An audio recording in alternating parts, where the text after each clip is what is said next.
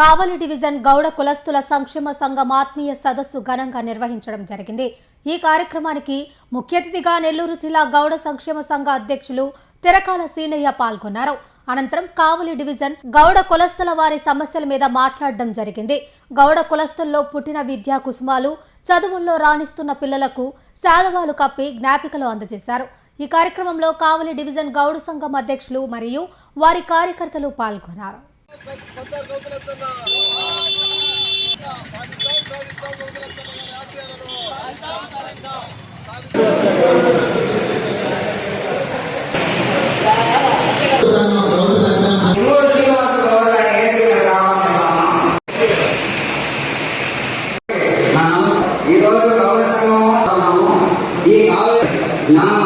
నెల్లూరు జిల్లాలో అధ్యక్షుడిగా నన్ను ఏకగ్రీవంగా ఎన్నుకొని పెద్ద బాధ్యత నా పైన ఉంచారు.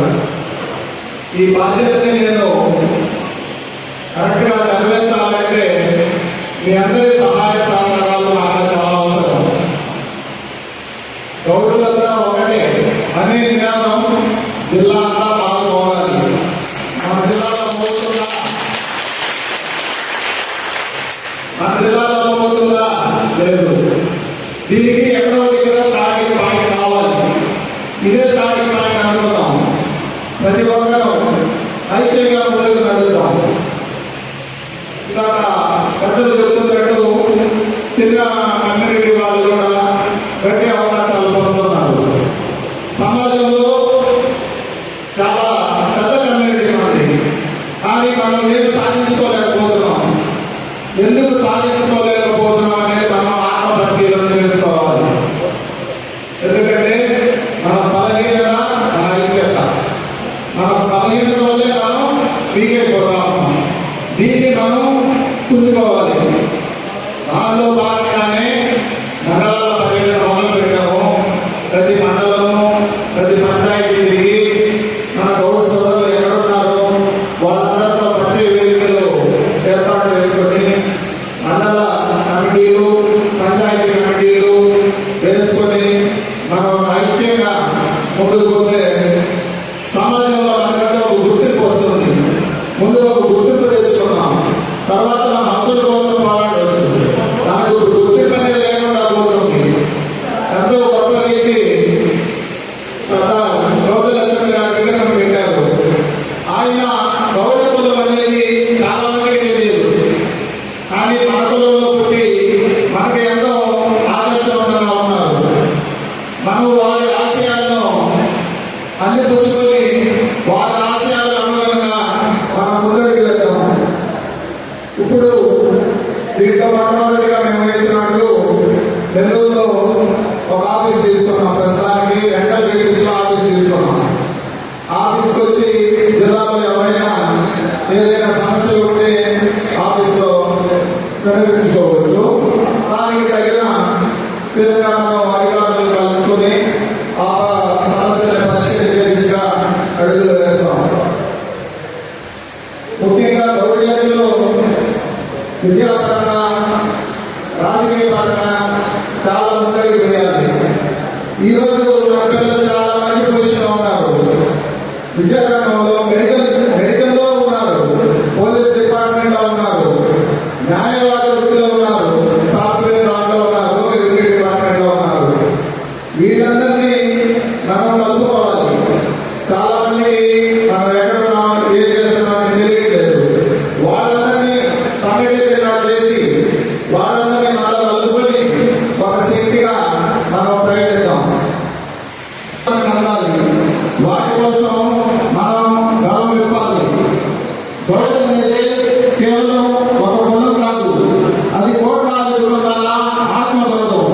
మనం ఆత్మగౌరవాన్ని కాపాడుకోవాలి. ఉంటే రేపటి తరాలు మనల్ని ప్రశ్నిస్తాయి. మీరు ఏం చేశారు గౌరవం కోసం, గౌరవ జాతి కోసం ఏం చేశారని ప్రశ్నిస్తాయి. దాన్ని మనం సరిదిద్దుకోవాలంటే ఈరోజే మన మొదటి అడుగు పడాలి. దానికోసం అందరూ ఐక్యంగా ముందుకు రావాలి. మన ఐక్యత, మన పోరాటం చూసి ప్రభుత్వాలు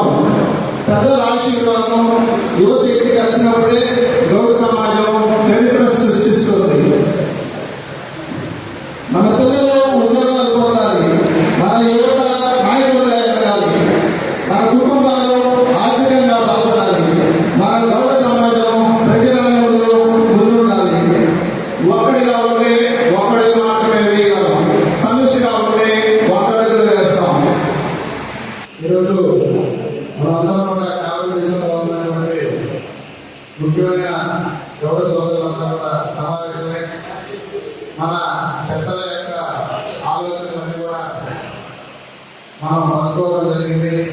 అలాగే మన ప్రాంతంలో మనం గతంలో చేసిన పనులు ఏదైతే ప్రస్తుతం చేయాల్సిన పనులు ఏదైనా అయితే కూడా మన స్థానిక నాయకుల ద్వారా వాళ్ళ అభిప్రాయాలు కూడా మనం తెలుసుకోవడం జరిగింది. అలాగే ఈరోజు పెద్దలు గౌరవనీయులు పెరగాల శ్రేణి నూతనంగా జిల్లాలో గౌరవ సోదరులు నూతన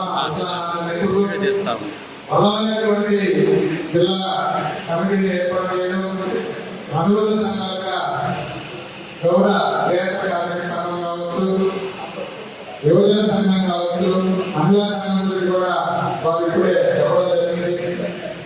అలాగే విద్యార్థి సంఘం కూడా ఒకటి వేసుకుంటే మనకి ఇంకా కూడా సులువుగా ఆ సమాజంలో వెళ్ళడానికి అవకాశం పెద్దలకి నేను కోరుకుంటున్నాను. ఎందుకంటే ఈరోజు మనకు అభివృద్ధి సాధించాలంటే మరీ ముఖ్యంగా విద్యార్థులు తీసుకుంటే వారిలో ఒక భావన రావాలి. విద్యార్థులే రాబోయే తరాల్లో విద్యార్థి శక్తి జాతీయ శక్తి అన్నారు. కాబట్టి పెద్దలందరూ కూడా ఈరోజు జిల్లాలో కూడా పెద్ద ఎత్తున ప్రతి గ్రామంలో కూడా విద్యార్థి యువత ముందుకు వస్తున్నారు. మనం ఈ మధ్య నిర్వహించిన సమావేశాల్లో కూడా పెద్ద ఎత్తున యువత పాల్గొనడం జరిగింది. కాబట్టి వాళ్ళ సేవలను కూడా మనం వినియోగించుకుంటూ, ఎందుకంటే మనం ఏ గ్రామంలో కానీ మండలంలో కానీ మన సంఖ్యను మనం సులువుగా తీసుకునేదానికి అవకాశం ఉంది. ఆ ఊరికి ఒక విద్యార్థిని అడిగితే ఆ ఊరిలో ఎంతమంది విద్యార్థులు ఏ వస్తువులు చదువుతున్నారో ఆ సమాచారం మనకు బాగా వస్తుంది.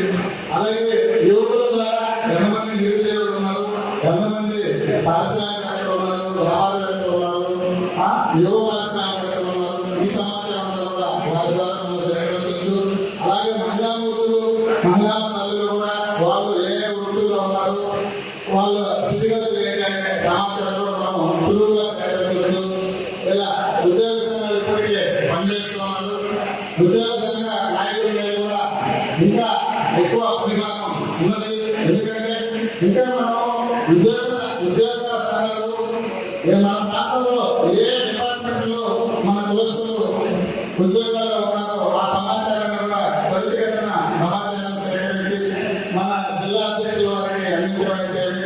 అలాగే ఎక్కడెక్కడ జిల్లా మొత్తం మీద ఉన్నటువంటి ఆ సమాచారాన్ని పొందుపరిచి జిల్లాలో ఉన్నటువంటి స్థానిక నాయకులందరూ కూడా ఆ సమాచారాన్ని ఎప్పటికప్పుడు చేరవేయడం. ఈ విధంగా ఐక్యమత్యాన్ని సాధిస్తూ మనం ముందుకు వెళ్ళాల్సిన అవసరం ఉంది.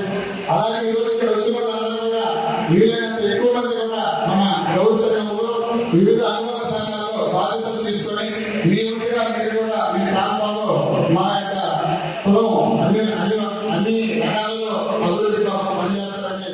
ఈ techno olympiad, CMOS park, మెడిస్ park వంటి ఆధునిక అకాడమిక్ ప్రోగ్రామ్స్ ద్వారా విద్యార్థుల్లో లాజికల్ థింకింగ్, సైన్స్ అవగాహన మరియు విశ్లేషణాత్మక నైపుణ్యాలను అభివృద్ధి చేస్తూ సిబిఎస్ఈ అండ్ స్టేట్ బోర్డు కరికులంలలో అత్యుత్తమ ఫలితాల సాధనకు దృఢమైన పునాది వేస్తోంది నారాయణ. అనుభవజ్ఞులైన అధ్యాపకుల సమగ్ర మార్గదర్శకత్వంలో ప్రతి విద్యార్థిలో logical thinking and analytical skills కి పదును పెట్టి జాతీయ స్థాయి విజేతలుగా తీర్చిదిద్దుతూ వారి ప్రతిభను శిఖరాగ్రాలకు చేరుస్తోంది నారాయణ. అత్యాధునిక డిజిటల్ క్లాస్ రూమ్స్, అత్యుత్తమ ఫిజిక్స్ అండ్ కెమిస్ట్రీ ల్యాబ్స్ తో కూడిన సాంకేతికతతో కూడిన విద్యా వాతావరణం, విశాలమైన ప్లేగ్రౌండ్, పరిశుభ్రమైన డైనింగ్ హాల్లో రుచికరమైన పోషకాహారం, సౌకర్యవంతమైన హాస్టల్ సదుపాయాలు కల్పిస్తోంది నారాయణ. 2026-27 విద్యా సంవత్సరానికి అడ్మిషన్లు ప్రారంభం. వావిలేటిపాడు, ధనలక్ష్మీపురం, నెల్లూరు.